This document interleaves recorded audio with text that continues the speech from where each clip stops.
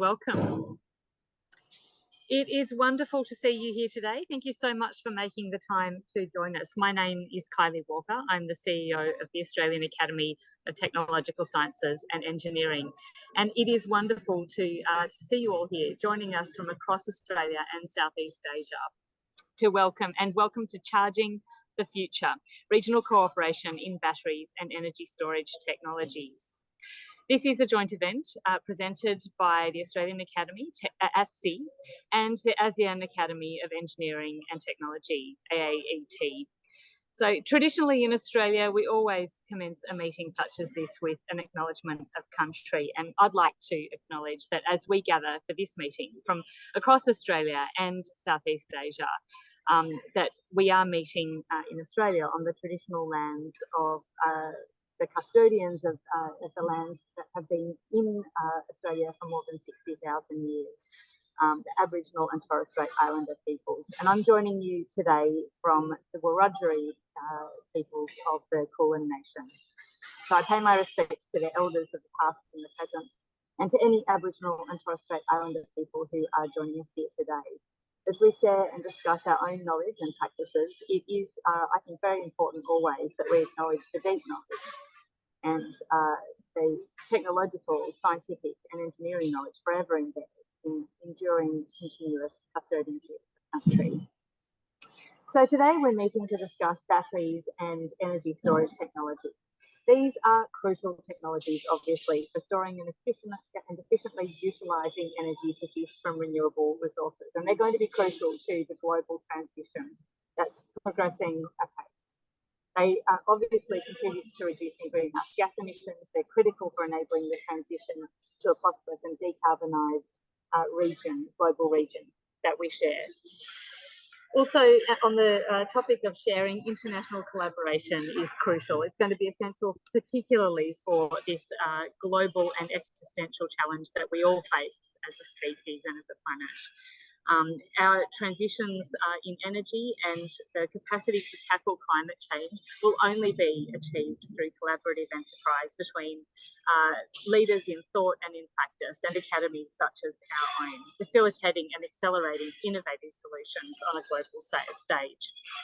Southeast Asia in particular is a crucial partner for Australia in our drive to mitigate and adapt to climate change and for Australia's broad international engagement through STEM.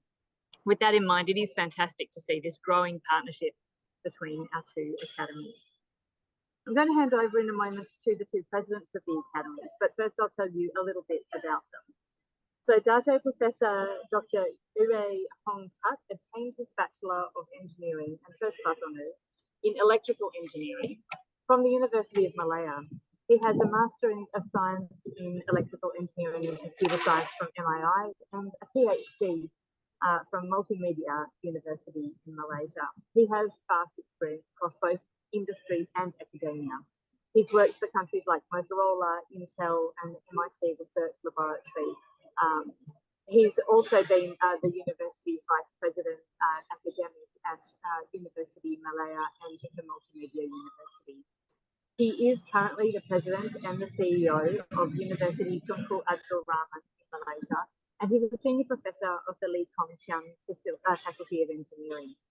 He has been Utah's Vice President for Internationalisation and Academic Development. He's also a Fellow of the Academy of Sciences Malaysia and the winner of numerous awards. Dr. Katherine Woodthorpe is the President of the Australian Academy of Technological Sciences and Engineering, and she is one of Australia's most influential people in innovation. She's a Fellow of the Australian Institute of Company Directors, and she's been a Fellow of ATSE for the last 8 years. In 2017, she received an Order of Australia, our highest national honour, for her ongoing service to research and technology innovation in Australia. She's been a professional director for over 20 years in a range of energy, climate and science and technology focused companies and organisations, including leadership roles in Antarctic science, the Great Barrier Reef, cancer research, hearing technology, solar technology, and climate science advisory committees to the government. So for the next part of this meeting, I am going to hand over to our eminent leaders. And firstly, I'd like to pay a warm welcome to both of them and to all of you. And it's my great pleasure now to invite Dr. Katherine Woodthorpe to address the meeting. Thank you, Kylie. Especially thank you for speaking under slightly difficult circumstances, because we can hear things behind you, and I know that you've taken time out from something else that you're doing to speak to us today, so I appreciate that. As Kylie said, we like to acknowledge the lands from which we're speaking, and I'm speaking from Camaragal land on the north shore of Sydney, and pay my respects and thank them for their custodianship of this land over many millennia. ATSE is delighted to be hosting today's workshop together with AAET. This is the second joint event held by our two academies, with the first held online in September 2022, which explored the challenges of delivering healthcare to rural and regional communities in Australia and in Southeast Asia. It's great to see the progress of the relationship between our two organisations over the last few years, and I'm optimistic about the joint impact that our burgeoning partnership will deliver in the years to come. I'm especially delighted to be co-hosting with AAET, as I was born in Alor, so selamat pagi, and I was brought up mostly in Hong Kong, Joseon, and I still consider Southeast Asia my home. The famous Malaysian civil engineer, Professor Chin Fung Kee, was a close family friend from when he and my dad worked in drainage and irrigation for the state of Kedah in the 1950s. This webinar is a great opportunity to continue to build links between experts in Australia and Southeast Asia through our two academies in areas of mutual interest, which is a key international priority for ATSE. Australia and the ASEAN region share deep ties through personal and organisational linkages, including through our diaspora communities, education, trade, and in R&D. The topic of today's webinar is also something I'm passionate about. I've worked in climate science and renewable energy for some 20 years now, and the only way we as a region will cope with what climate change will bring us is to cooperate on areas like new technologies. I sit on the board of the Cooperative Research Centre for Reliable, Affordable, Clean Energy, and also on the board of an anode technology company. And only yesterday on the board of the Great Barrier Reef Foundation, we were talking about collaboration with Southeast Asia in the so-called Coral Triangle. So I'm really interested in hearing from today's speakers from both Australia and from ASEAN nations. So I'm now going to hand over to engineer Professor Dato, Dr. Yu Hong Tat, who is the AAET President. I'm delighted to have had a roundtable with Professor Yu earlier today and several of his colleagues who are council members of AAET. Over to you, Professor Yu. Thank you. Thank you to Dr. Katherine Woodthorpe. Yeah, I think this is actually a very meaningful event for us between the two academies. And this morning, we just actually had the roundtable discussion between the two academies to see how we can follow further on our collaborations between the two academies. As we know, I think nowadays in the world, I think the technology, sciences, and everything is moving very fast. And we are actually overwhelmed with a lot of challenges, those that including, for example, issues such as climate change, renewable energy, and how we can actually make the human life to live in a better, more convenient, more actually conducive, and also environmental friendly environment. So in this case, I think today's actually joint webinars between the ATSE and also AAET is very actually useful, because if you look at the title, Charging the Future, Regional Cooperation in Batteries and Energy Storage Technology, it is very timely for us to have this discussion to look at this issue. We are actually equally happy to actually host this event. And since last year, we had the first joint webinar between the two academies on telehealth and other related areas. We have actually further close or enhance the ties between the members of the two academies and all that. And today, I think we are very happy and honored to have all our distinguished speakers from Australia and also from ASEAN regions to come and share their expertise with us in this important topic.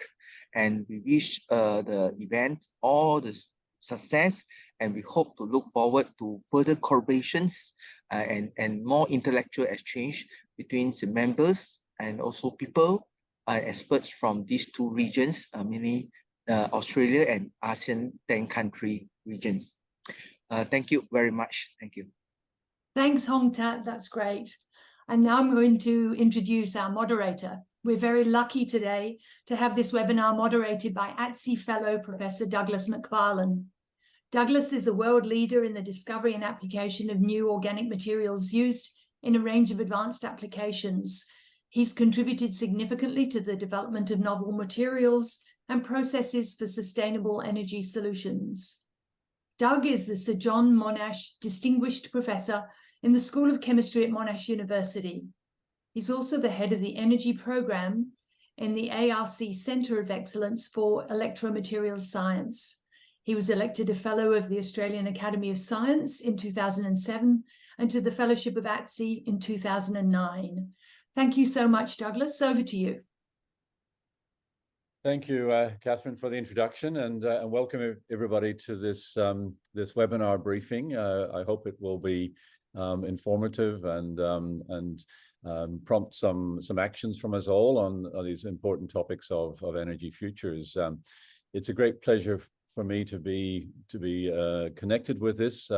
Our group has, over the years, many connections throughout the ASEAN region, and many of our graduates from the group have gone back to their home countries and making big impacts there. So all I can say is it would be, I think, both brilliant at a local level if further cooperation could be stimulated by what we're about to talk about today, and I think also globally impactful in terms of energy futures and climate change, if we can do that. So to talk briefly then about how this is going to work, we have two presentations from eminent speakers, one from each region, one from each academy, which will take us until about the top of the hour, so to speak. 1 o'clock here and subsequent time zones elsewhere. And then we'll have a panel discussion with some further speakers that I'll introduce when we get to that point. And during that time, in fact, during any time here, please pop any questions that you might have into the Zoom chat box, which you should find at the bottom of the Zoom screen. And likewise, I think you can, particular approach, you can effectively boost those, so to speak, in the order if we have lots. By giving those a tick, so to speak, if you're keen to see that discussed.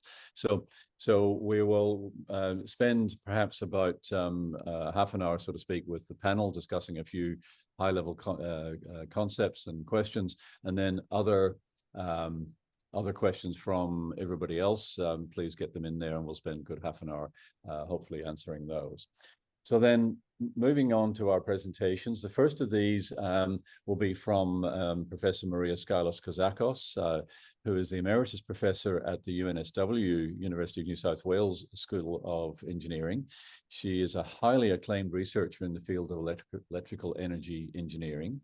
Her pioneering work on novel membrane technology has led to the development of new types of batteries suitable for storing renewable energy at scale.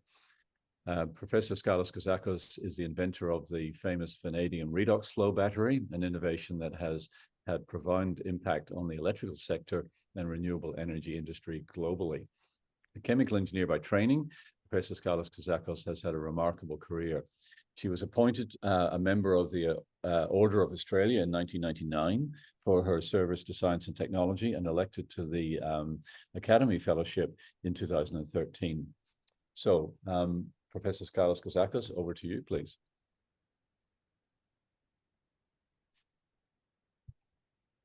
Thank you, Doug. And I'm just trying to work out how to share my screen, but I think I've got it. Fantastic. Right, so good afternoon, good day, good morning, everybody. Thank you so much for the invitation. It's a pleasure to be part of this webinar and provide, and I enjoy always talking about progress in flow batteries, because there's a lot of work that's currently been going on in Australia and internationally, and I think this is something that I'd like to share with everybody. But first of all, I'll start with some of the history and some of the recent progress in the UNSW vanadium flow battery that we started developing many years ago. So first of all, the vanadium battery is a flow battery, and like all flow batteries, it uses two solutions containing two different redox couples to store energy. Those two solutions are pumped through a cell stack where the energy conversion takes place through electrochemical reactions. So the size of the tanks and the volume of the electrolyte determines the capacity, how many kilowatt hours or megawatt hours that you can achieve, and the size of the battery stacks determines the power. So unlike other types of batteries, you have complete decoupling of energy and power. So you can design a system which specifically meets your requirements. And in the case of the vanadium battery, we use the same element in both half cells, vanadium. We have V2, V3 on the negative side and V4, V5 on the positive side.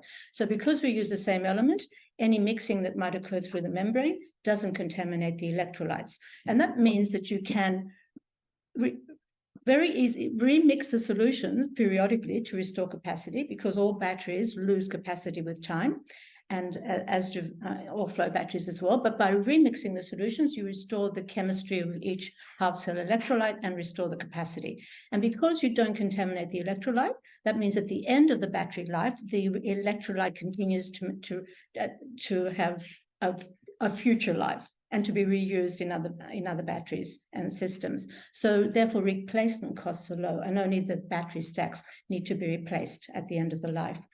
Again, because of the indefinite life of the solution, the cycle life also is extremely long. Hundreds of thousands of cycles are possible, as long as the battery is operated properly. Also, a lot of people think that because you have pumps that pump the solution through, it takes several minutes to start up the battery, but that's not true, because inside the stack, you always keep some solution there all ready to go. So there's a very fast response time, even when the pumps are switched off.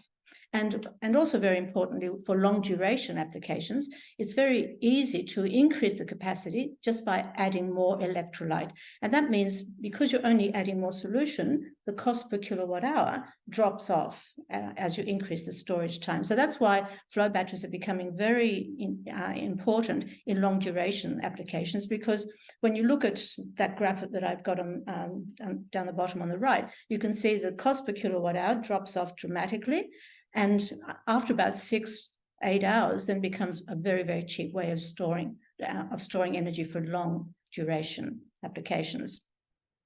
And also the cost, so the cost per kilowatt hour drops off dramatically and becomes, in fact, more competitive with lithium batteries and other types of technologies. So a little bit of the history. We first demonstrated the vanadium battery at the University of New South Wales in 1984. So next year it's 40 years, and we patented in 1986. Between 1984 and 2000, we conducted a lot of research on all different aspects of the cell materials, membranes, electrodes, electrolyte characterization and production, stack design, modeling, fabrication, sensors, control systems, all aspects. And we also carried out a few field trials as well, which I'll talk about briefly in a minute. Our early work was funded by Australian national and state government bodies, which at the time were interested in energy storage for remote area power systems, with a longer term view that we might need to store large quantities of renewable energy sometime in the future, which is happening now. But we were very fortunate because by the mid-1990s, we attracted the interest of some Japanese corporations, and the university licensed the technology to Mitsubishi Chemical Corporation in the mid-1990s, and subsequently Sumitomo Electric Industries. So these are some of the early demonstrations that we carried out at the University of New South Wales. We were funded by the Defence Department to demonstrate an emergency backup battery for submarines. We were also funded by the Department of the State Minerals and Energy to put a vanadium battery in an electric golf cart, which we had on campus for many years with many visitors, including ministers and overseas delegates coming and driving it and actually riding on an electric golf cart powered by vanadium batteries. And we also installed a vanadium battery in a solar powered house in Thailand in 1993 after we signed an agreement. So the university in 1993 signed a license agreement with a company called Thai Gypsum that was working at the time on developing low-cost housing, prefabricated houses, but with solar panels on the roof. So they were they were really before their time, thinking ahead and designing these houses which would have solar panels on the roof and a battery in the battery room. So on the right-hand side down the bottom, you can see the first battery that we installed in a solar house as a demonstration in 1993. Shortly after, we also licensed the technology to Mitsubishi Chemicals and one of their power stations, Kashimakita Electric Power Corporation. At the time, they were using emulsion, which is produced from Venezuelan pitch to produce electricity at the power station. But because Venezuelan pitch is very rich in vanadium, they had a lot of vanadium-rich soot that was produced, and they were looking at ways of extracting it and reusing the vanadium. And this seemed to be a perfect fit, where they could take the vanadium and the sulfur dioxide waste from the power station to produce a vanadium and sulfuric acid electrolyte. And we spent about 5 years working together, and we using the technology and know-how that we developed for the vanadium system. They built the first 200 kilowatt, 800 kilowatt hour vanadium battery at the Kashimakita power plant by 1995-96. But for the next 20 years, the market has still not developed, unfortunately, and it wasn't ready for energy storage. And so, despite all our efforts, it was really hard to get any significant commercial interest for large-scale implementation and commercial implementation of batteries. And it really wasn't until Elon Musk came up with his offer to put in a large lithium battery in South Australia after those big storms, which put out the whole power grid in South Australia. And he offered to deliver a 100 megawatt lithium battery within 100 days, or it would be free. And overnight, people started realizing that you could actually store energy in large batteries. And since then, other types of battery storage technologies has also started to gain more interest and attention. So now, in recent years, the UNSW vanadium battery we've had more than 20 companies around the world that are starting to produce and distribute and install vanadium batteries around the world. There have been hundreds of megawatt hours of vanadium batteries installed in many different countries, in many different types of applications. But unfortunately for everyone at the university, the basic patent expired in 2006. But it was good. So even though at the university we didn't get anything out of it, but since then it allowed universal freedom to operate, which meant that any company around the world could use the technology without worrying about infringing patents. And that's why we've got so many different companies that are able to do that now. This is a map that shows, this is from the Vanitech site, which shows all the installations as of 2003, all the different installations that have been either installed or announced. So all over the world, we can sort of see a large number popping up everywhere. These are some of the early installations from the early 2000s, including a battery in Japan by Sumitomo, Ronki Power in China, Gildemeister in Germany, Prudent Energy in California, some of the megawatt systems that have been installed in the early 2000s. One of the most notable applications that really drew attention to the vanadium battery was this particular demonstration system in Hokkaido, installed by Sumitomo Electric Industries, which showed that after 3 years of operation, it had achieved 200,000 cycles. And because it was connected to a wind farm, because the wind farm has to charge and discharge multiple times a day, in over 3 years, it had undergone 200,000 cycles. And that demonstrated the cycle life and capability of the vanadium battery. which people are quoting all around the world these days. More recently, Sumitomo have been building additional systems. This is another one in 2015, in the USA in 2017. And eventually, we also managed to, even though the technology left Australia, because in 1998, the university sold all the patents that were still active at the time, sold them to an Australian company, which was then taken over by a Canadian company, which was then taken over, and the patents were then taken over by a Chinese company. So they had pretty much traveled the world, but no activity was going on in Australia. No commercial activity had been happening from that time on until more recently. But in 2012, we were able to, one of my colleagues was able to get some funding from the Solar Flagship program. And some of those funds were used to purchase and install a 30 kilowatt, 120 kilowatt hour vanadium battery in the Tyree building, which is the one that you've seen just behind me. It was installed by CellCube. The installation was completed in 2015. It's been used, it's connected to the building grid, and it can be used to, it is a research system. It's not really being used for on a sort of commercial basis, but it allows the researchers to evaluate the technology under different types of conditions and explore different types of energy storage applications.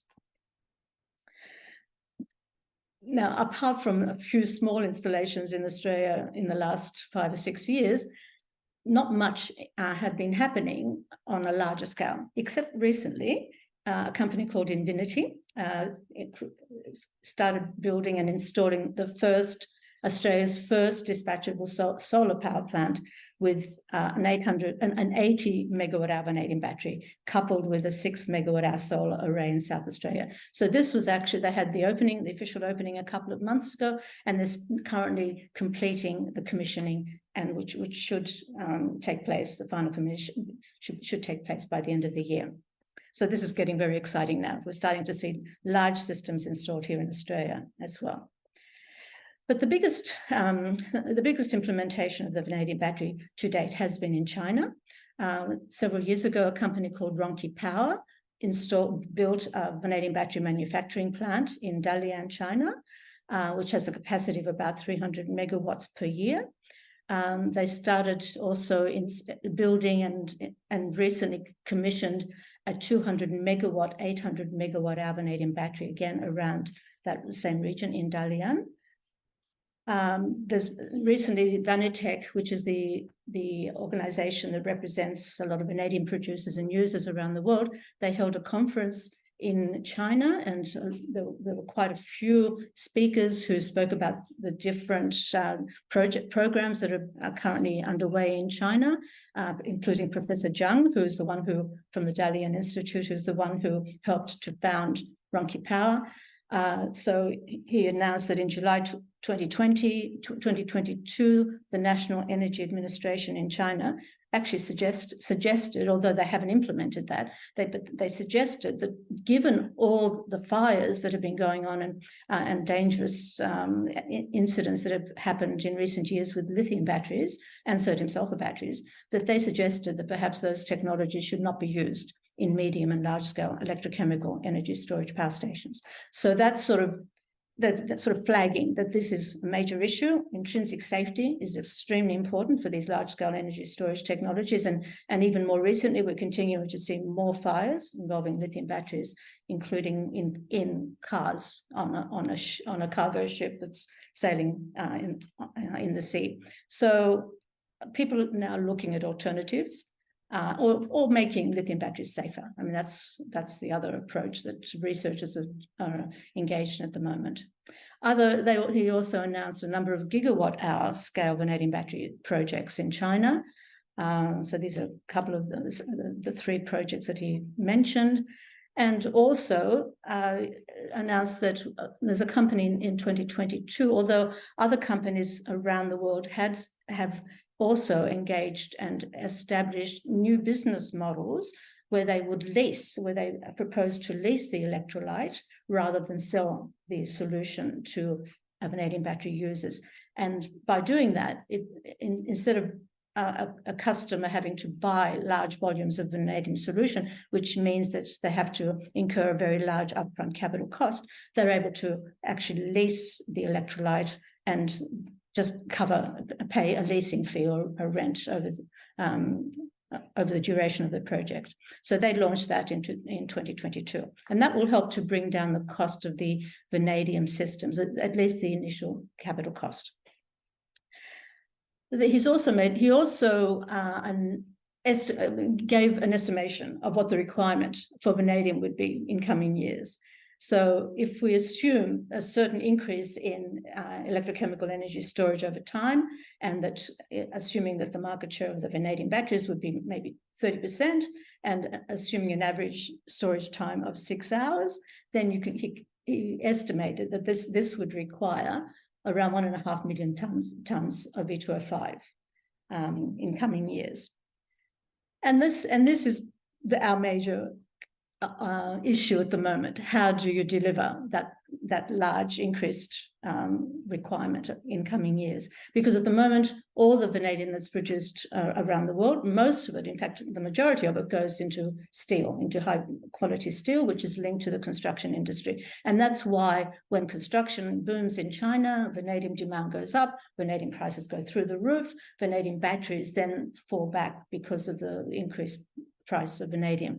But because of what's been happening, and because of now this growing interest in the transition and in the need to transition to renewables, many, especially the Australian government and a number of state governments, are recognising that vanadium is a critical mineral, and they're providing all sorts of different incentives and support to allow a number of vanadium producers to start producing vanadium from their mines. And this just shows you that some of the vanadium mines that are ready to, or hopefully will be ready to go in the coming years, and how Australia can become a major global supplier of this critical mineral. But of course, with all mines, it takes a few years to get started and to see the new production. So in the meantime, vanadium prices continue to have some instability. Although, as I said, with the vanadium electrolyte leasing model, that takes away some of that concern. But because of this perceived price of vanadium instability, other flow battery technologies are being developed as lower cost alternatives. And these include the iron-iron flow batteries, which have been around for quite a while, but because of a number of technical issues, never really became very commercial. But in recent years, a company called ESS in the US solved a lot of those technical issues, and they've started building larger systems. They've recently delivered an iron flow battery to Queensland, which is undergoing testing at the Australian National Battery Test Centre at QU2. And they've got plans to actually start local production, if that's successful. So that's one technology that's gaining a lot of interest because of the fact that iron is very cheap and very plentiful, but the iron in acid is iron corrodes a lot in acid. So this is one of the issues, that how do you deal with the high corrosion rates of the iron, and therefore the loss of iron capacity with time. More recently, another group from the University of Newcastle made an announcement about their microemulsion aqueous organic flow battery. This is Allegro Energy, and so they've recently signed an agreement with Origin Energy to install a demonstration system at their Raring site sometime next year. So they'll be using battery stacks that have been manufactured overseas and running their microemulsion secret electrolyte formula, which we don't really know much about, through these and demonstrating the capacity, the cycle life efficiency of these batteries, which will be very interesting. Zinc bromine batteries have been also around for a very long time, but they've been revived in recent years because of this growing interest in flow batteries for long duration energy storage. And they've made a number of announcements. Redflow is an Australian company based in Queensland, although they manufacture their batteries in Thailand at the moment. and they're doing a lot of their projects going on in the USA at the moment as well. But they hope that they will also be able to install batteries in Australia in the near future. So at the University of New South Wales, we continue to conduct energy storage projects, including a company called North Harbour Energy Solutions, which is funding us to look at further cost reduction for the vanadium and performance improvements for the vanadium battery under the Advanced Energy Storage Hub. Rio Tinto is also funding us to develop technologies which help to reduce vanadium cost and identify potential vanadium battery installations in Australia. We also have a project funded by Emirates Global Aluminium in Dubai, which are supporting us to look at power modulation of aluminium smelters that will provide a virtual battery for grid storage solutions as well. So some of the recent initiatives, as I've mentioned before, several companies are setting up to produce vanadium electrolyte around the world and batteries, but especially in Australia. Number of companies have already set up to using imported vanadium while they get ready to produce their own vanadium. But they're importing vanadium at the moment and setting up electrolyte production so that they can use that for the local vanadium battery installations and for export. North Harbour has recently signed an agreement with CellCube to establish some local manufacture of the vanadium battery in Australia. Other companies are also considering local manufacture of vanadium batteries. But other than that, we've also seen how other flow batteries are now being considered as the most suitable technologies for long duration energy storage to assist in the transition to net zero carbon futures. Vanadium has been classified as a critical mineral in Australia. So after all those years of work, and sometimes I feel like I've been hitting my head against the wall, but after 40 years after we proposed it, the vanadium battery is now receiving worldwide interest. So 40 years of team effort. Over the years, we've had so many students and researchers contributing, and I feel so grateful for their enthusiasm, their commitment over so many years to keep it going for all this time until it's sort of finally getting out into the world. But of course, there have been many research groups around the world that have established and extended and expanded the research over the years as well. So we appreciate their efforts as well. And all the funding bodies who've supported us over the years. So thank you very much, everybody. Thank you very much, Maria, for that wonderful presentation and that wonderful history, so to speak, of both the technology and your own group's efforts in that. It's you might say that 40 years ago you were well ahead of your time. I was a young girl. but well ahead of your time scientifically and technologically, I think, with that. And I'm sure you're so pleased, as we all are, to see that finally getting the recognition that it's always deserved. So and of course it's only going to get more and more significant, I think, in the world, as you've suggested in your comments there. So we will be taking questions towards the end of the session for all speakers from everybody. So please just drop them into the chat box as you think of them. But in the meantime, so we'll thank Maria, of course, once again at the end, but we'll press on to the next presentation. And let me just bring up my notes here. So Professor Lim Yong Seng is the chairperson for the Center for Power Systems and Electricity at the University Tunku Abdul Rahman. He has expertise encompassing energy systems, power electronics, and sustainable technologies. In 2001, he completed his PhD in power systems at the University of Manchester, Institute of Science and Technology. He spent several years working in industry in both the UK and Malaysia before beginning his academic career at Utah in 2005. Dr. Lim has secured numerous external research grants from the Ministry of Green Technology, Water and Communication, the Ministry of Science and Technology and Innovation, as well as the Ministry of Higher Education for projects on smart grids and renewable energy. Dr. Lim has won 16 national and international awards, such as the the CAS Best Invention of the Year 2012 and the gold medal at the 2013 International Invention and Innovation Exhibition. Dr. Lim, hopefully you're ready to go, and over to you. All right. Good to go. Thank you very much. Good afternoon to Australia, and good morning to Malaysia. My presentation for today is energy storage system as an all-round solution for energy trilemma.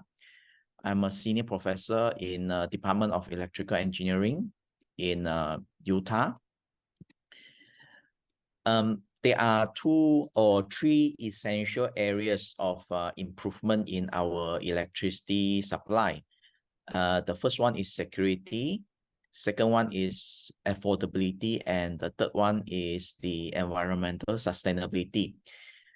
Usually, the approach to use to improve the security of electricity supply is to install more power plants, and with the additional power plants, we can improve the supply of electricity. However, that might not improve the affordability of electricity supply, and definitely not improving the environmental sustainability. For example, what we are having at the moment is to put in more and more power plants, but that will not create a win-win solutions. We are creating a win-lose solutions. And nowadays, we are very particular with the environmental sustainability, and we always trying to come out with the policy to cut down greenhouse gas emission for a better environment. At the same time, in many developing countries, the price of electricity is very, very important, because electricity is a very essential or very important commodity, and we need electricity for the operation and the functionality of our daily life. Without cheap electricity, particularly for this poor country or developing countries, then we will make our life harder. The price of other things, other commodity or other goods will go up. So electricity is very important, especially very cheap electricity. This is just to show us that the more power plant will create higher price of electricity and more CO2 emissions. What we are proposing here is we put in energy storage, and this energy storage can actually deliver all-round solutions that can improve the security of electricity supply. At the same time, we can reduce the price of electricity as well as improving the environmental sustainability. So it is a win-win solution in this case here. This is a picture of power systems. We have these power plants connected to transmission line, and we have the power substation. Then we have this distribution networks, and this distribution network is mainly to supply or distribute electricity to different customers, such as factories, housing areas, as well as the commercial buildings. Now, where should we put our energy storage systems?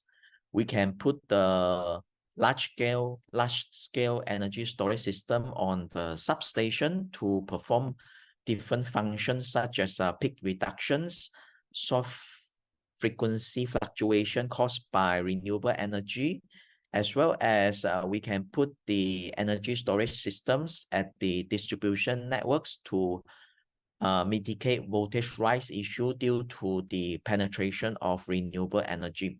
Of course, there are other functions that the energy storage can perform, such as correcting the power factor, conducting islanding operation of renewable energy, as well as minimizing the power export to the utility networks. Of course, we are trying to focus on one area only, which is peak demand reduction for our presentation today. My research area is mainly to integrate the energy storage with the power systems to solve some power quality issue due to the penetrations of renewable energy, so that we can minimize the barriers to the integration of renewable energy to our power system networks.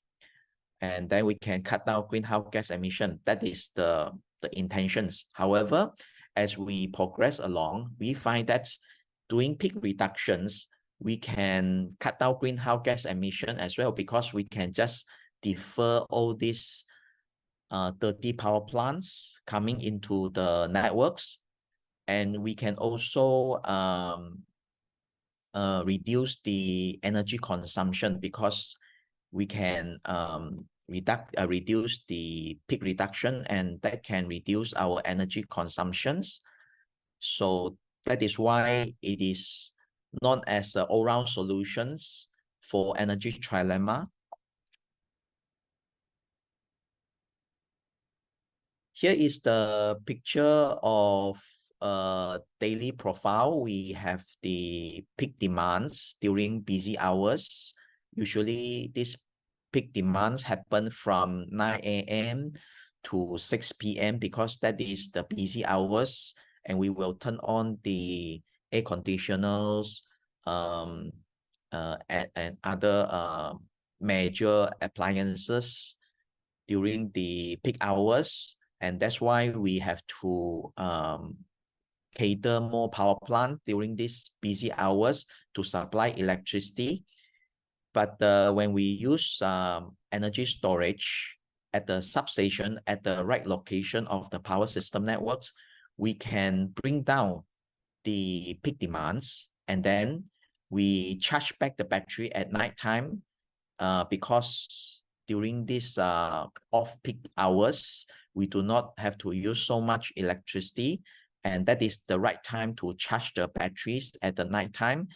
And therefore, we are shifting the peak from the busy hours to the nighttime. And by just doing these simple shiftings of power demands, we can achieve quite a lot for the power systems. We can improve the security of supply.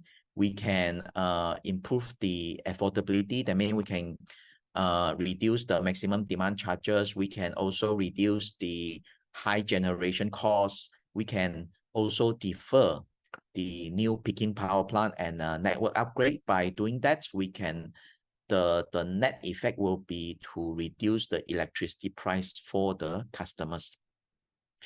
At the same time, we can also improve the environmental sustainability by cutting down more greenhouse gas emissions from the peaking power plants. So it is a win-win situation, and we are not creating more environmental greenhouse gas emission to the world or to the climate. We have our first energy storage set up in the university campus in this block called KA block in KL campus. We use lead acid batteries. The capacity of the lead acid batteries is 700 kilowatt hour. We set up the voltage to 11 kV by using this transformer. We have this transformer here, and we have this battery inverters to convert DC voltage to AC. Then we have this transformer. Then this transformer will be coupled to the 11 kV bus bar of the utility networks.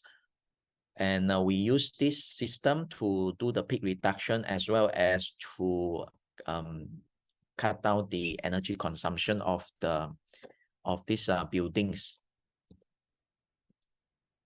Here is the diagrams of how we can reduce the maximum demands. We have the buildings here. This is the buildings, and you can see there is this power demand profile of the buildings. And our energy storage is just connected to this 11 kV bus bar to supply power during peak hours. If we can supply the right amount of power at the right time, then we can actually cut down the peak supply from the utility company. So you can see one big chunk of the peak demand is now cut off from the utility company. At the same time, we are letting the buildings to use their electricity as usual, because we don't want to interfere with their daily activities. So the energy consumption is still as usual, as you can see here, just that we use the energy storage to supply the power at the right time to cut down the peak demand. Now we have lower peak demands. What is very challenging for us is that when we have more renewable energy coming into the network, like for example at 11 kV bus bar, we will use this renewable energy to supply power to the customers. This is a very common practice nowadays in Malaysia, because we have to enjoy the benefit of feed-in tariff as well as the net metering benefits. As you can know that the renewable energy is always supplying intermittent power output, and we have no means to exactly predict how the power output of renewable energy will be. It is always unpredictable and it is intermittent. So that poses a new challenge for us. The challenge is how can we supply the power from the energy storage system in such a way that we can effectively cut down the peak. If we are not able to cut down the peak successfully in the presence of renewable energy, then we may fail to cut the peak and we may create another new peak, and the customers, like for example, the university will suffer a new maximum demand charges. And for the utility company, then they have to look at the new peak, and then they might perceive that as a new maximum demand, and they need to plan for new power plant, and that will create another environmental issue. So the challenge here is to cut the peak successfully in the presence of renewable energy.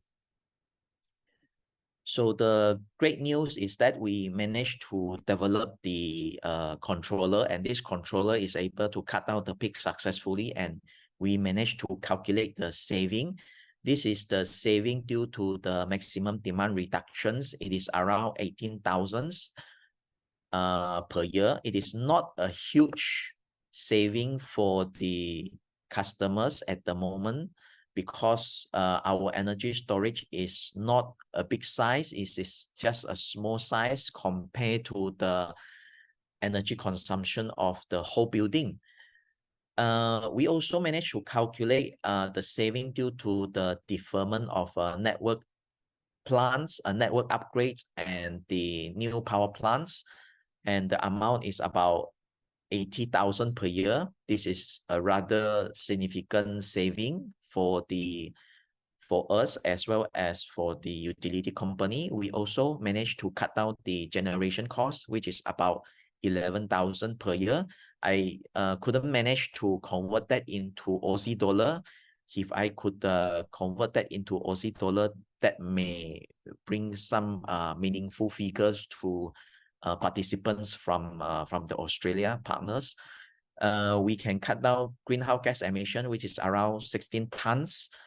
And if we can cut down this amount of CO2, then we may not install so much renewable energy. Yeah, we can avoid some solar panels or wind turbines, and the amount of solar capacities that we can avoid due to this energy storage is about 25 kilowatts.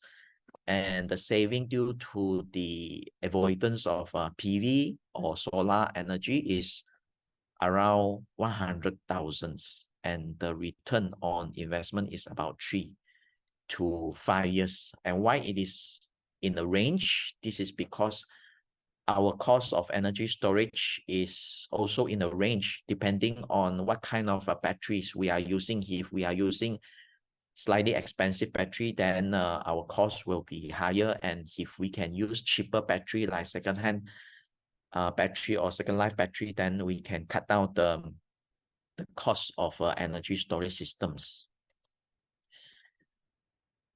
We have set up a number of battery-based energy storage system around the Klang Valley, which is around the capital of Malaysia. We have this 700 kilowatt energy storage made of lead-acid battery at university campus. We also set up a small energy storage system consisting of second life batteries at the university campus as well, and this is funded by Newton Funds in 2020. We are now setting up a 100 kilowatt hour energy storage system consisting of a second life battery as well in a factory called Taikin, which is an air conditioner manufacturers, and this project is funded by Malaysian government. We have another projects which is to set up 200 kilowatt hour energy storage systems using new lithium-ion batteries set up at the university campus. This is funded by Petronas. These energy storage systems, one of the important aspects of energy storage system is the battery monitoring systems, which is to ensure the safety operation of the batteries. We are now getting the battery monitoring system from Australia, a company called Barium, and this is a very useful battery monitoring system. I think it is something worth for sharing in these presentations. Okay, I wish to bring something slightly away from these battery-based energy storage systems. We always think that we have to use battery to set up these energy storage systems. In fact, we don't have to always do that. There is another alternative to do the peak reduction as well as the energy storage system. I mean, as well as the energy saving. We can use the air conditioner as well as the refrigerator to be an energy storage systems. We can store the energy in terms of a low temperature, and then we can discharge the energy storage by turning off the air conditioner. By turning off the air conditioner and refrigerators during low temperature is a way to discharge the energy storage systems. And then when we charge the energy storage systems, we can, it is just like turn on the air conditioner and refrigerator. So all these cooling loads can be used as energy storage systems for energy saving and peak demand reductions. So we set up these experiments in these Taikin factories. We control the new technologies of the air conditioner in Taikins as well as the refrigerators. As you can see, we control the latest technologies of air conditioner in Taikins as well as some refrigerators. And this is the floor plans of Taikins. We know that there are some officers, important room, meeting rooms in the Taikin buildings, and we will control the indoor units of air conditioners across the different space in Taikin buildings. we pay particular attention into those important meeting rooms and the CEO office, because we cannot control too much of those essential space, and we can control a lot on the corridors, as well as some staircase, some laboratories, and as well as the pantries. So we will prioritize those different rooms to make sure that we control them at the right condition, at the right temperature. Now, this is the single line diagram of the electrical networks, and you can see that the power meter that supply the air conditioners, the latest air conditioner technology is known as a VRVX AC, and we also control some refrigerators. It is not the latest refrigerators, it is just the common the normal refrigerators that we can get from the electrical shops. So we put those controllers to control these two items at Taikin. We put up this communication system to retrieve the power demands, the solar irradiance, the temperature of the rooms, as well as the readings from the power meters at different points of the electrical networks. And then we send those readings using IoT device to a controller via a local network, internet network. Then we can use the computer to monitor the power consumptions of different appliances as well as the buildings. Then we will make the right choice to control the air conditioner as well as the refrigerators. Now we build up this machine learning model to process the data, and then we base on the incoming data to make the choice, to make the decisions as to what sort of a temperature we should set for the air conditioner as well as the refrigerators. So all this here, the diagram you can see from this machine learning, they are completely new, and it is developed by the researchers at the University Tunku Abdul Rahman's. And this is the machine learning model.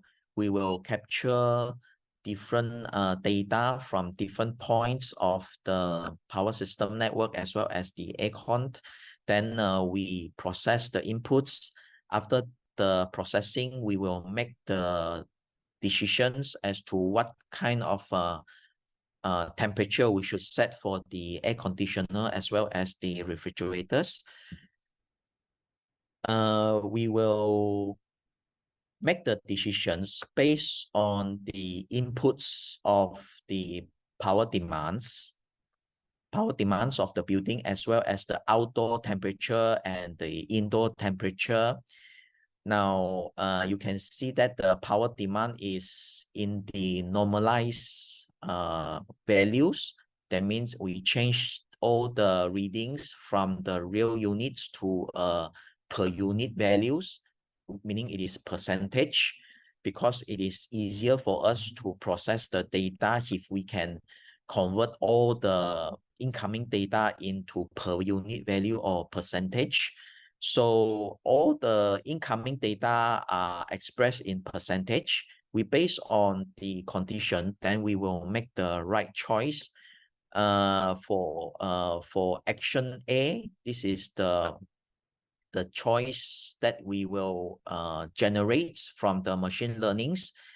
And for action A, we will control the air conditioner using control level 3. And then we also will give a full control to the refrigerators. And then action B is different control level 2, and then a different control to the air conditioner. Then C is another control level 1. And then finally, we have action E, which is no control. That means we do not control the air conditioner as well as the refrigerator at all. So what is different control level? Now, if we choose control level 3, we will then we can increase the temperature even higher. We make the temperature, the indoor temperature, to be 27 degrees Celsius. Then we have this common areas. Common areas is like corridor, and we can have full control.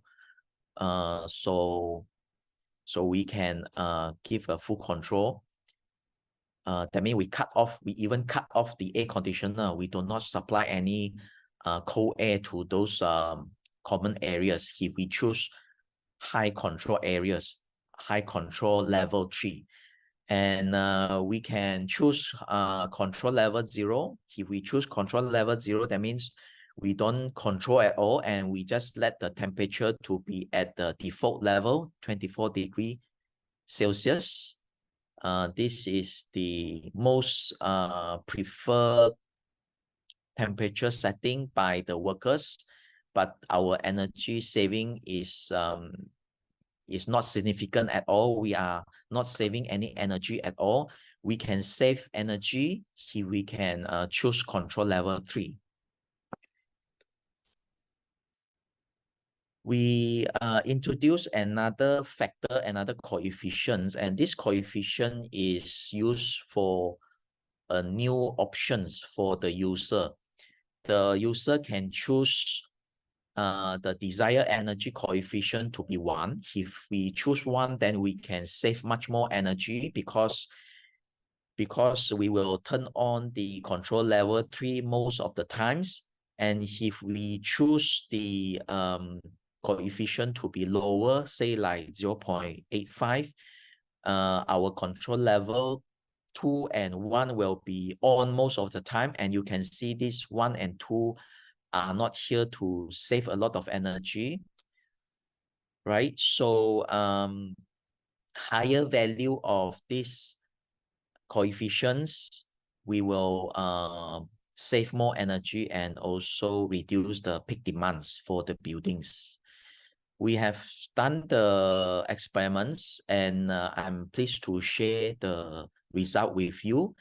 If we choose the desired energy saving coefficients to be 1, then we can bring down the energy consumption by 36%, which is quite significant. And we can bring down the peak demands by 26 or 27%.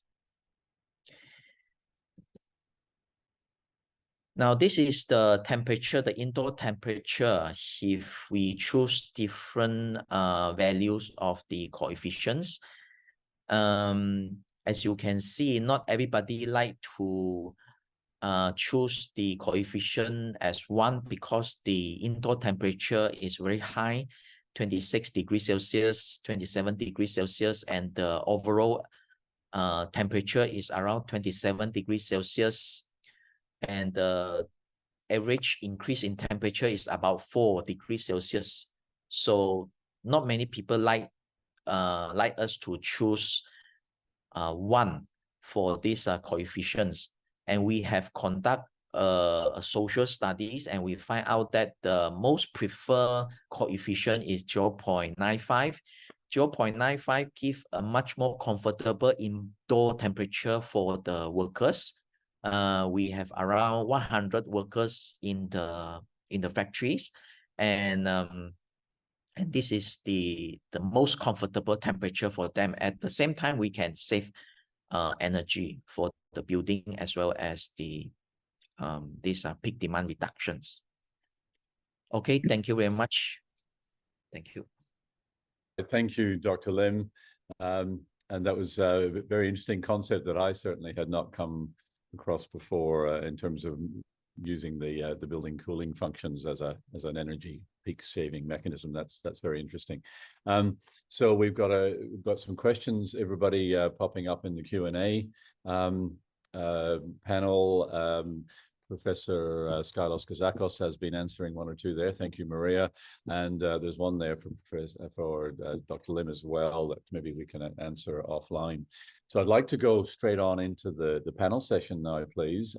So we have three panelists who will engage in a further discussion on all of this. We have Professor Maria Forsyth, Professor Yan Hui Ying, and Professor Dr. Chong Wen Tong. So let me introduce our panelists briefly. Professor Forsyth is Chair in Electric Chemicals and Corrosion Science at Deakin University. She has been at the forefront of global research and collaboration in energy storage for decades. Her work on battery technology has consistently achieved breakthrough results. Recognizing Australia's critical need to increase energy storage capacity, Maria championed the establishment of the Battery Hub, a Centre for Battery Design and Development. She also leads Store Energy, a research centre uniting 11 organisations across government and industry with 5 Australian universities. Professor Forsyth was elected to the Australian Academy of Technological Sciences and Engineering in 2022 and appointed as a member of the Order of Australia in 2023 for her significant service to chemistry education, research and scholarship. Then moving on to Professor Yang Hui Ying is Professor of Engineering Product Development at Singapore University of Technology and Design. Her research is driven by the design and fabrication of low-dimensional nanomaterials for energy and environmental applications. Her work is pushing forward the boundaries of knowledge in a wide variety of fundamental materials and structure property relationships. She is a pioneer in chemical doping, work function engineering, and defect state analysis in one-dimensional and two-dimensional nanomaterials for a variety of applications in highly efficient optoelectronic devices, electrochemical energy storage, and water purification. Her accolades include the Singapore National Institute of Chemistry Asian Crystallographic Association 2019 Distinguished Woman Chemist Award and a fellowship in the Royal Society of Chemistry. Her extensive publications and awards highlight her significant impact on engineering and technology. And then thirdly, Professor Dr. Chong Wen Tong is the head of the University Malaya Center for Energy Sciences. He has diverse experience in fields such as renewable energy technologies, wind energy conversion, industrial design, and air conditioning and refrigeration. Professor Chong is a prolific contributor to academic publishing as both a researcher and editor. He is an editorial board member of the International Journal of Energy Research, the International Journal of Precision Engineering and Manufacturing, and the International Journal of Green Energy. He was awarded the 2018 WSSET Innovation Award and recognized in 2019 as one of Malaysia's top research scientists by the Academy of Sciences Malaysia. In 2022, he was recognized as being amongst the world's top 2% of scientists by Stanford University. So with that in mind, welcome to our panelists. And now, I think we might make this work is I've got a couple of starter questions. Which maybe we'll just pass around the panel. So panel members, please just jump in as you would like to contribute, or there's we can raise the hand function if you'd like to have me sort of moderate the conversation, so to speak. So let me go to some questions here. First of all, I think to expand the technologies that we might make reference to here. And things that are coming and maybe aren't widely aware to the broader public. Could we start with what technologies do you all see that are on the horizon, i.e. that the public hasn't heard of yet, perhaps, that could make a significant contribution to regional decarbonization? Maria, how about you tackle that? Hi, thanks, Doug. Thank you very much. Look, there's a number of technologies out there. I guess the one that's come to the forefront, apart from the flow batteries we've already heard from the other Maria about, the sodium-ion batteries. These are much more sustainable and safer, and they're coming to the market pretty quickly now. More around potentially, I guess, light electric vehicles and two-wheelers, and also home storage. So I think where the batteries that Maria talked about, flow batteries have a really significant place in the larger scale grid storage and stability. I think your sodium-ion batteries is an example of where there's lots of opportunity. There's also of course, other lithium technologies like lithium sulfur, which are also coming to the fore. I think it's horses for courses, different battery technologies for different applications. But the ones most likely in the smaller scale home storage, alternative to lithium is sodium-ion batteries, I think, from my perspective. Good. Professor Yang, do you want to jump in at that point? So I think, yeah, I agree with Maria. I think sodium-ion battery is definitely one upcoming technology. The other one, I think, is zinc-ion battery. So this is also a very important energy storage method, especially the aqueous zinc-ion battery for large-scale grid energy storage. This is going to be very huge in the future. Okay. And Professor Chong, what would you like to suggest? Thank you, Professor. So in our region, especially Malaysia and the Borneo part, we depend largely on solar photovoltaic. And other than the remote area, most of our country covered by national grid. So for the remote area, I think the deep cycle lead acid battery is the main energy storage. And the other that I can see is good for the consumable product, for the lithium ion battery. I have the experience about 20 years ago when I worked in Dyson. We started to develop the cordless vacuum cleaner. And at that time, the battery technology doesn't really helpful, and it doesn't make the product go far. Actually, the first product, we can say it doesn't meet our marketing requirement. But through the innovation in battery,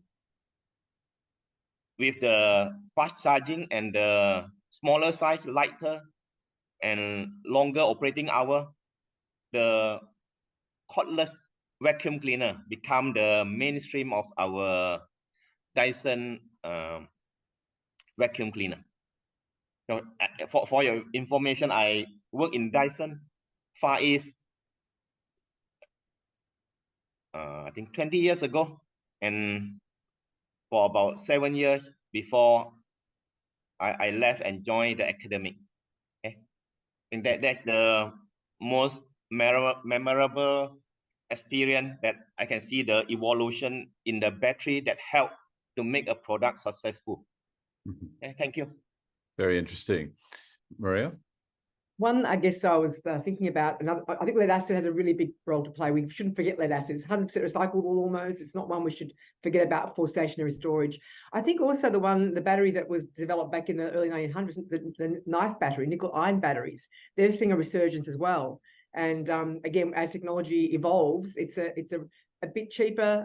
Nickel is not so cheap, I guess, but nickel ion batteries certainly are things that we should consider and have been looked at for things like, like for example, submarines is an example. I mean, for stationary storage, for large scale storage, that's another technology that was around for like 70 or 80 years with Edison, right? But we've lost it. But I think it's coming back and seeing a resurgence again. Okay, very good. So far, our discussion today has been very much around about how to store and release what I'm going to describe as locally produced energy. But I think it's true to say, and this is a question more than a statement, that our ASEAN countries, in general, need to be net importers of energy, and of course, Australia, we think, has a huge potential to be a very large net exporter of energy in some form.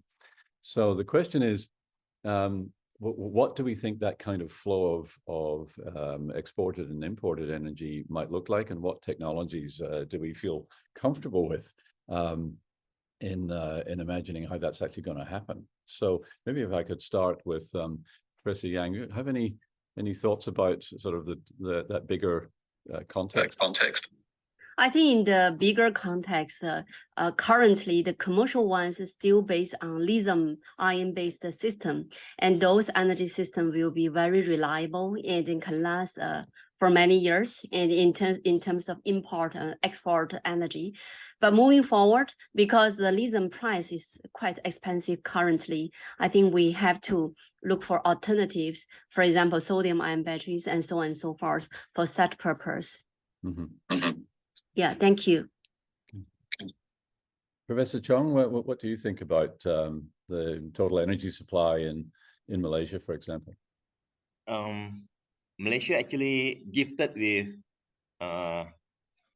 good geographical location and the weather. We have a high rainfall, lots of river that's suitable for hydroelectric power generation, especially in the East Malaysia, the Borneo part. But the usage is low because the land area is large with low population or intensity. So I think it's a good idea to utilize the hydrokinetic energy to produce hydrogen, and through the vessel can transport to the location or the market that require the hydrogen. Like, for example, Australia, Japan, especially our Bakun dam that has been built and underutilized now for the last 10 years. Thank you. Okay, that's interesting. Maria, any thoughts on that? I guess it's leading on from what Professor Chong was saying. I think hydrogen in some form or other, whether it's stored in chemicals and chemically stored, not shipped as hydrogen, or whether it's stored as you're doing, Doug, in ammonia, is probably the main way of Australia exporting anyway.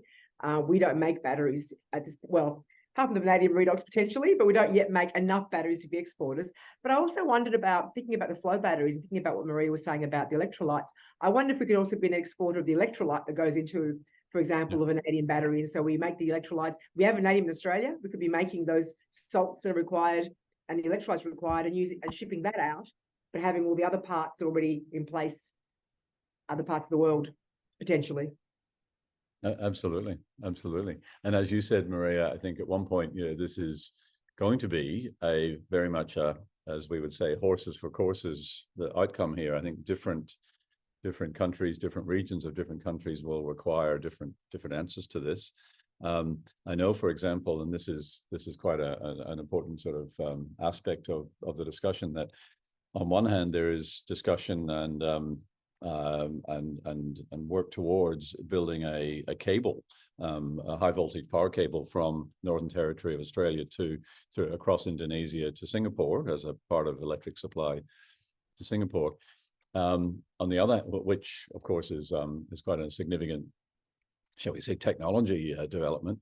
On the other hand, I know that Singapore Port Authority, which currently transships enormous quantities of bunker fuel oil every day between storage and passing through ships, has considered hydrogen for that purpose and rejected that idea as just too dangerous, and is largely, like the rest of the maritime world, fairly now fixated on ammonia as being the shipping fuel of the future, of which Singapore and other Australian and Southeast Asian ports will need to be very sort of well supplied with, shall we say. So that's part of the energy storage technologies we should see in the future, I think. Could we move on then perhaps to talk about regional cooperation? What are the opportunities for cooperation between countries in our region, and what are the barriers, if you see any barriers? What are those barriers to that cooperation, please? Anybody want to? I'll jump in. Let's go, Maria. Look, I think we're already cooperating in the research front. We've got collaborations with Singapore, with Malaysia, big companies in Malaysia, Petronas, with to some extent with Vietnam. So we already have those research collaborations. I think they're less of a challenge in terms of establishing and maintaining. And of course, the academies, I think, have a role to play in encouraging those, and any programs that could help to bring bring teams across together to work in this important area would be important. I think the challenge might be around in terms of industry and collaboration across Australian companies working with other companies or vice versa. Whether there are rules and regulations or policies in place that goes back to government then, what policies can we put in place to encourage that international collaboration in the manufacturing space, in that industry space? And I'm not aware of what that is, but I think we should be looking at academies, informing government about whether that's something which could be worthwhile across the region. Mm-hmm. Professor Yang, do you want to? Yeah, thank you, Nicholas. I can see that I agree with Maria. We can see a lot of collaborations in academic sort of institutions. We can see that the professors and research groups collaborate, between Singapore and Australia, between Singapore to other East Asian, Asian countries, and all the way to US and so on. I don't see any barrier between the universities, collaborate among ourselves. But then I guess there are certain government policies on the regulations for industry companies to work together. I'm also not sure what is that, but I feel that in the future, how to overcome the barrier between each of those companies will be very crucial globally. Thank you. Indeed. Professor Chong? Thank you, Prof. For Malaysia, we have the two main energy provider. One is oil and gas, Petronas, and the other one is the electricity. We call Tenaga Nasional Berhad, or TNB. So both, they have their research arm.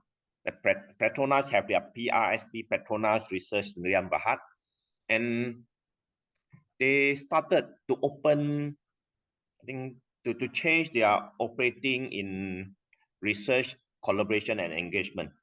I think through they didn't mention, but I feel it's open innovation policy. Start working with other university, rather in addition to their own university, to search for more opportunity and great idea. And then our university receives certain funding. So I think this is good opportunity. Petronas, one of the Fortune 500 company, and it's actually the only Fortune 500 company in Malaysia that willing to spend big amount on the research grant and they have the net zero vision in the decarbonization before 2050. So Petronas is one of the organization or company. The other is our TNB through their research company. Is also welcome the project on renewable energy generation and storage. And Petronas through their their subsidiary, we call Gentari. Gentari actually is a company come with the word generation Lestari, we call Gentari. Lestari is our local word mean for sustainability. So they invest heavily in the electric vehicle charging pole, the high voltage EV charging pole.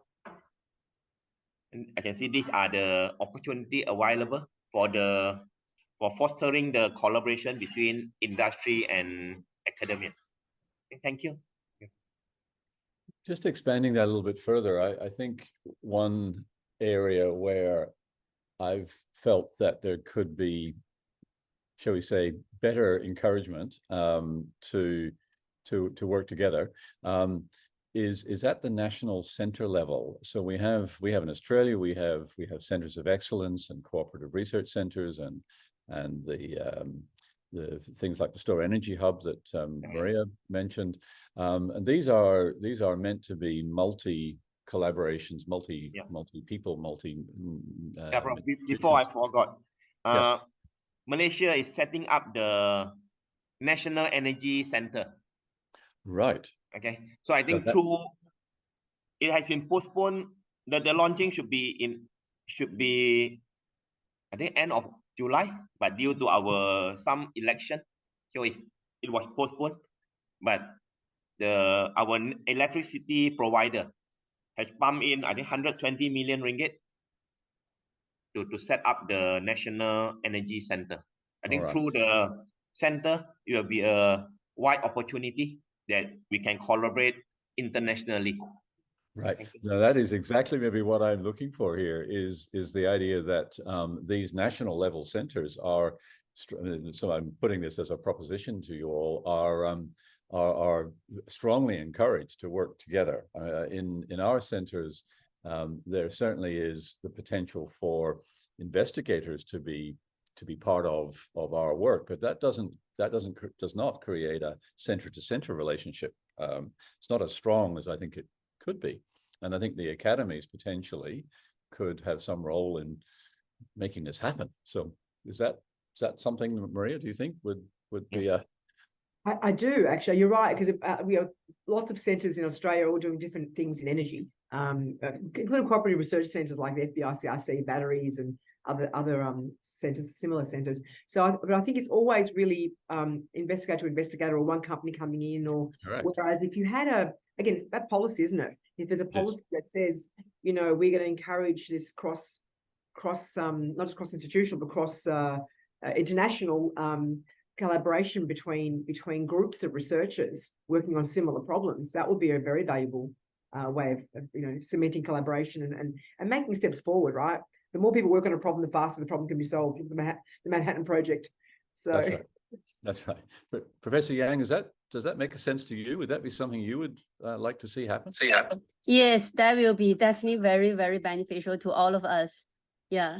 I mean, in all fairness to our academies and to our countries, I think this is a global problem. Getting international collaborations at a high level to work like that is not there aren't many good examples of it, and perhaps only Europe is perhaps the place where you could see a lot of very diverse countries and cultures coming together and really working hard on communal things. But that just gives us an ambition, I think, to try to make that work. And it's so very obvious from, I think, both, from the point of view of our region, that our two academies represent our neighborhood, shall we say, for all of us. Okay, maybe then just one last and very high level question to you all. What do you all think, in fact, is the greatest challenge facing us all to meeting our energy transition objectives?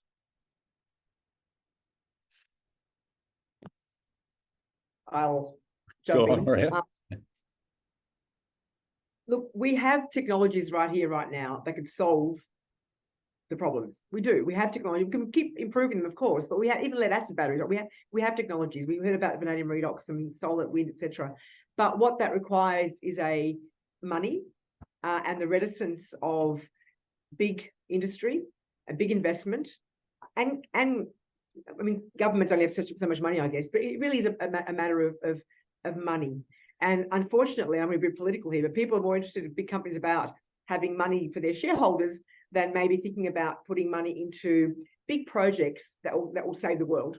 All right, big projects that will help us address climate change. The money is there, but there's a reticence to put that money into projects where, and the money and the technology are there, but you have to be able to combine those two and know that you're not going to be making necessarily the same amount of profit for your shareholders, but you are going to make a huge difference to the planet, frankly. And I think until we change the way we think, nothing much is going to really, well, it'll happen very slowly. Paradigm shift. Yeah, as you say, very slowly and perhaps not quickly enough. Professor Yang, would you like to share some thoughts on that? Yeah, I actually agree with Marina. I guess money is one of the key factors that limited what we can do. And the other, I think the other thought I have currently is that the free sort of hiring of any manpower that capable to do the work we can do. Certain times we are limited by our institutions or our funding agencies on the nationalities, or even some of these are sort of which country the manpower came from. Those kind of very sort of limited factors we have in our grant, and that really being a very big issue for us. Thank you. I agree with what you're saying. It doesn't help us reach broadly to collaborate. Professor Chong? Thank you, Prof. Yeah, I agree with Prof. Maria and Prof. Yang. Yeah, the main challenge can be the investment and budget from government and the big company like energy provider. In Malaysia, normally they are the government-linked company, although they doesn't seem like it's controlled fully by government, by government-linked company. The other is the policy, especially the execution of policy. In Malaysia, we have made a lot of policy roadmap, but the execution sometimes change when the politician change. So there are too many roadmap, and they become too messy. Yeah, I think that's all. Thank you.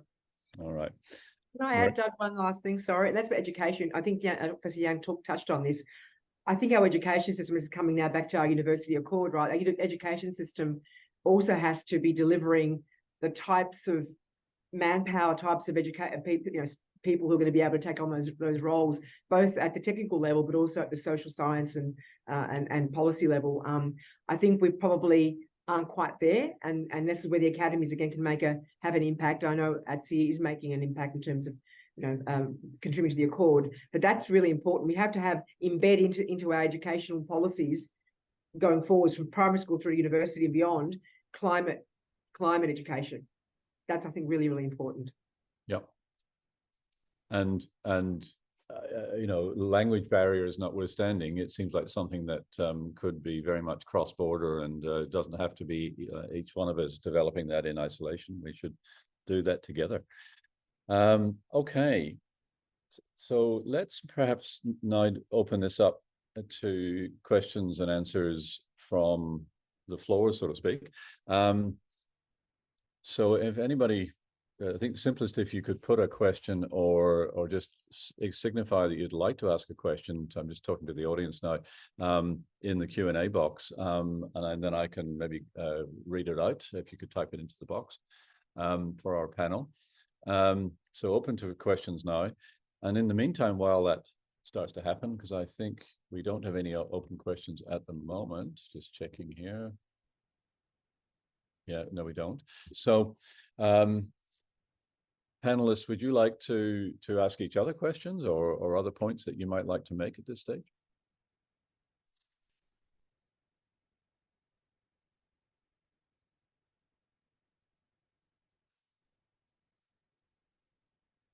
Maybe I'm curious, Dr. Chong, about what you talked about was really fascinating and not an area that I'm familiar with.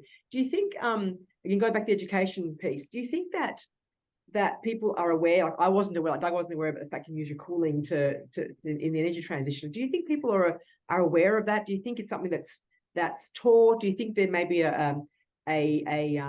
not advertising, some sort of community engagement to understand a bit more about how we can make impact like you're doing in an office building, for example? Do you think there's more we can do in that space through community engagement or some other way, policy?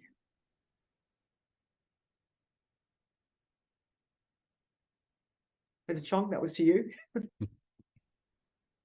Yeah, I think the education we have, and how we educate the youngster or teenager are more to classroom education, and they attend the lesson mainly to fulfill the curriculum and examination. We have lack of something more practical that can touch their heart on that.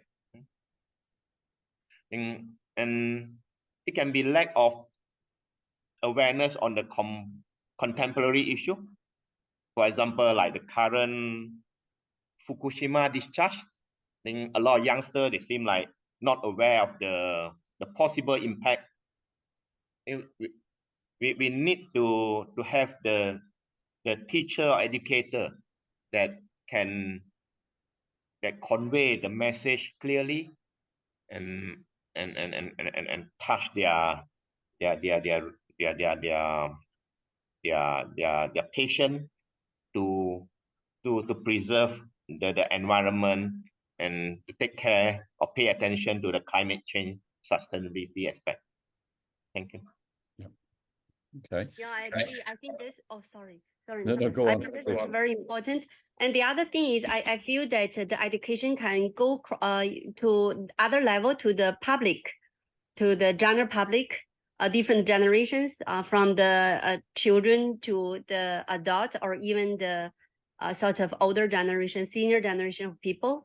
I think by doing that, the whole society can share the vision on what we are going to do to save the climate and then reduce the carbon dioxide emission.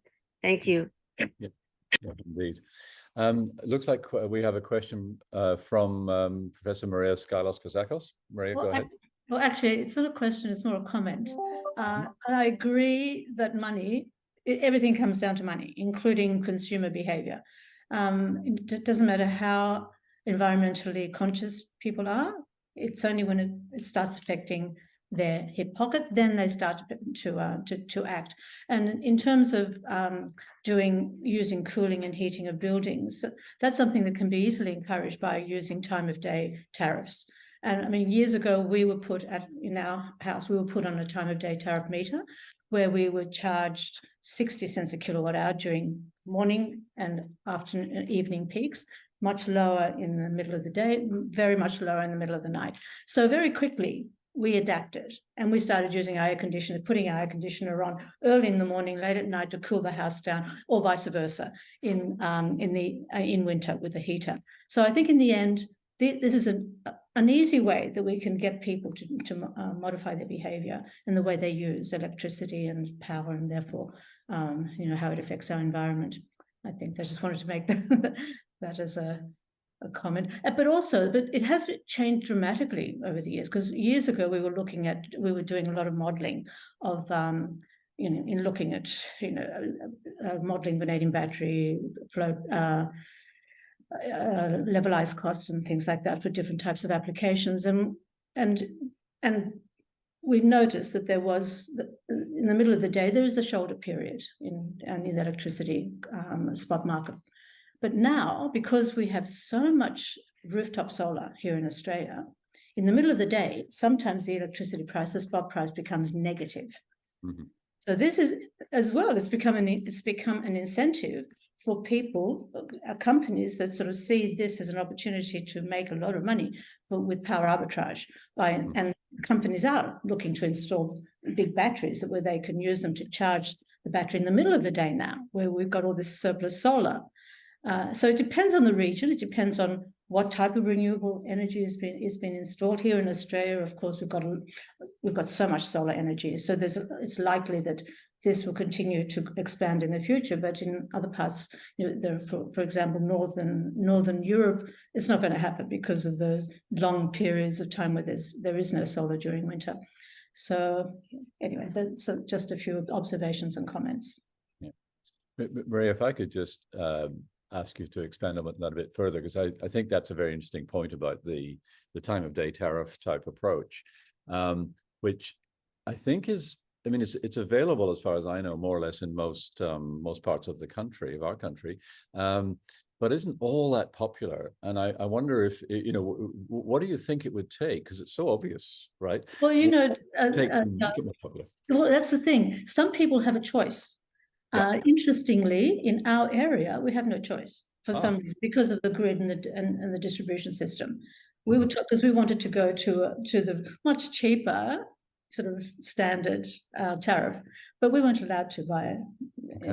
Yeah, so it's something that can be imposed, but I think the government some time ago, they did back back down and not introduce mandatory time of day meters. So in the end, it is a political decision as well. What they would like to support. Yeah, and I think maybe also educational. If people really understood how it actually could save them money on their bill, if it was a little behavioral change, then that might make it more popular. Yeah. I have a question from John Soderbaum that I will read out.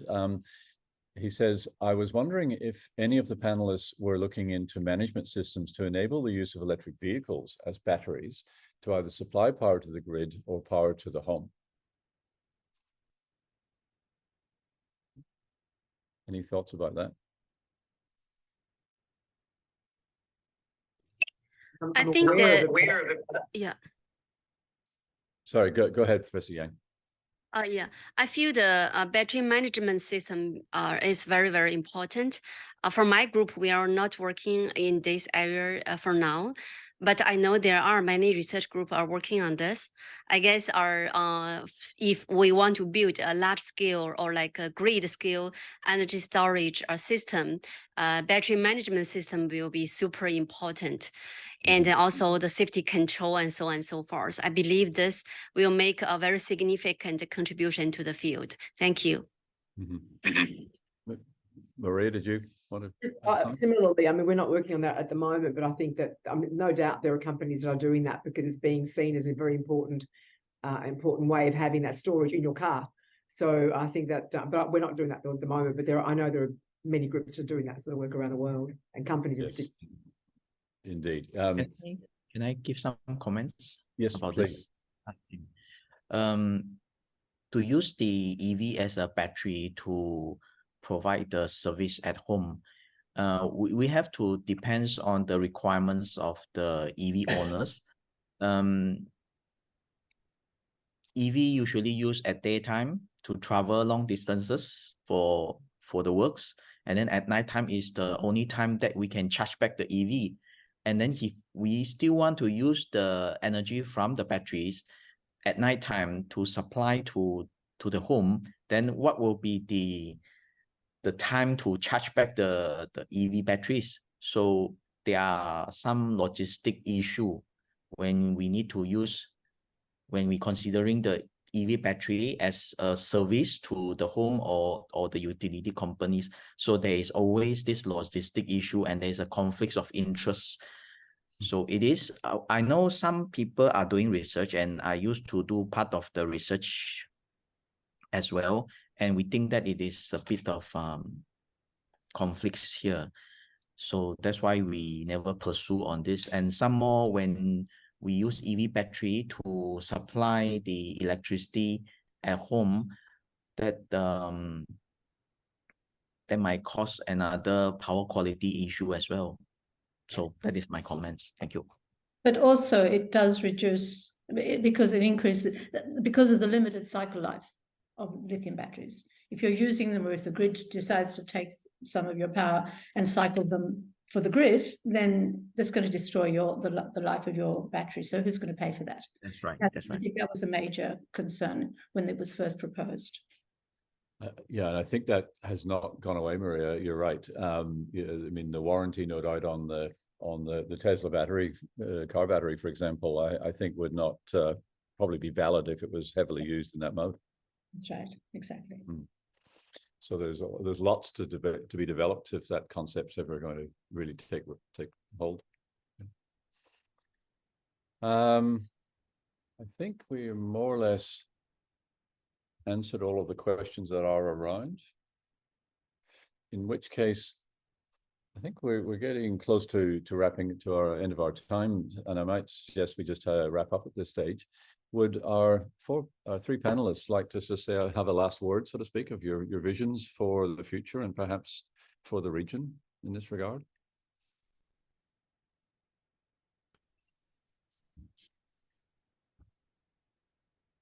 Professor Yang. Yeah, sure. Start first. Yes. It's really my great honor to meet all the professors here. I guess you guys have organized a very, very successful session. And thank you so much for your effort for doing this. And I think our energy storage, our systems, energy storage devices, and then also the energy storage or sort of a commercialization effort actually definitely are going to continuously to lead the society to the next level. So I'm looking forward to collaborate with researchers globally and then also work with all these companies to move forward this great sort of era for energy storage device and systems. And hopefully we can achieve more in the very near future. Thank you. Very good. Thanks, Professor Yang. Professor Chong, do you want to have a last word? Thank you, Professor Douglas. So thank you again. And it's my honor to be here. And I hope one day the renewable and sustainable energy become the mainstream of energy as a generation and storage, while the current fossil fuel become the supplementary energy, mainly for peak shaving. Thank you. And Maria? I guess, yeah, I agree with both of the other panelists. I think I have great faith that as a humanity will be able to approach and look after our planet and approach our net zero targets and go beyond that real zero targets. But we do need to have ongoing research. We do have ongoing development. And I think this idea of this cross collaboration across countries is important. I go back to the Manhattan Project, which I know was all American. Still, the reason that was successful was because it had a lot of people from interdisciplinary fields working together to solve a particular problem. I mean, imagine what we could do if we all worked together to solve this problem, not just our own little worlds, but actually more broadly across the countries, across the academies. I think we could get there much faster, is my feeling. Mm-hmm. Absolutely agree. A more recent example of that kind of very broad science and technology collaboration with huge commercial impact, of course, was the Human Genome Project of about, what was that now, about 15 to 20 years ago, where data was shared very broadly as it evolved, and massive effort, but on the outcome, in the end, a massive outcome. So there are other examples perhaps that we could emulate here, and once again, perhaps as a closing comment from me, if the two academies involved here today could find ways of fostering that, it is a policy matter probably in the end, in our government's individual research funding mechanisms is probably where this detail needs to get sorted out, so to speak, so that we can easily work together at a major center level.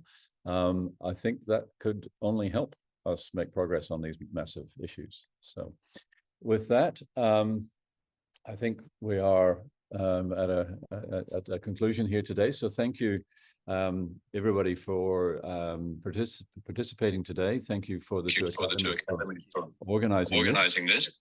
And I hope to see you all in the future at some point. Thank you. Thank you. Bye. Thank you very much. Bye-bye. Bye-bye.